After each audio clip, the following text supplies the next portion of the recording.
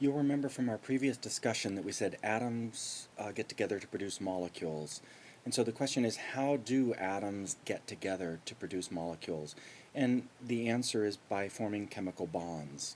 And one type of chemical bond, which you could think of as a force of attraction, almost like magnets, the North Pole and the South Pole of the magnet coming together, one of those forces of attraction is referred to as an ionic bond.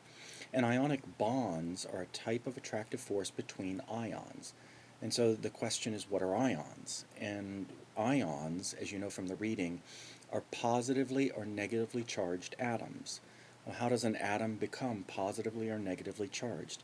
And the answer is either loss or gain of electrons. So then we say, well, why do atoms lose or gain electrons? And going back to our discussion of the periodic table, we said it was to achieve special stability associated with the noble gases.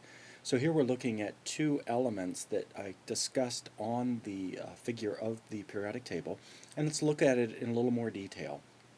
So we've looked at sodium. We said that the sodium has an atomic number of 11. It has 11 electrons. So we said sodium has two options with respect to the periodic table and electrons. It could either gain 7 electrons or lose 1 electron. So we said the way that sodium achieves stability is by the loss of an electron, and that losing an electron leaves us with the sodium atom that has now lost an electron, so it's referred to as the sodium ion. This is a positive ion because it lost a negative charge.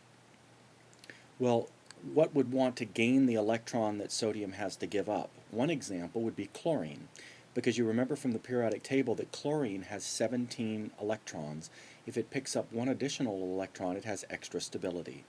So the sodium can lose the electron, the chlorine can gain the electron, and gaining an electron results in the chlorine becoming a chloride ion.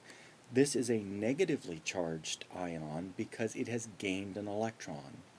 So as a result of this exchange of electrons, I've created a positive sodium ion and a negative chloride ion. So these two ions, because they have opposite charges, they're attracted to each other.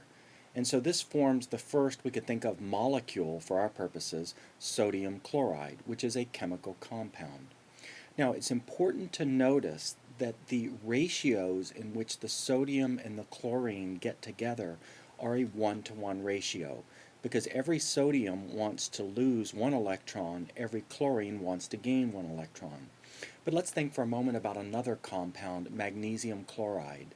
Magnesium chloride is formed by joining a magnesium with chlorines.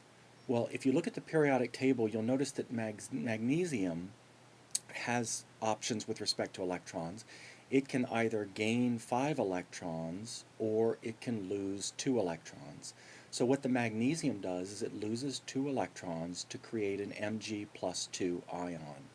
Now, if we were putting something that was +2 together with chlorine, which we've already set as a -1, then we would have to think about the ratios in which they would get together. In other words, for every magnesium that wants to lose 2 electrons, there would have to be 2 chlorine atoms, to each picking up one of those electrons and becoming a -1 ion. So the chemical formula for sodium chloride is NaCl, which reflects a 1-to-1 ratio. For magnesium chloride, the chemical formula would be MgCl2, because again, I need 2 of the chlorines to pick up the 2 electrons that are being given off by the magnesium. So the chemical formula reflects the ratios in which the ions have to get together to achieve stability.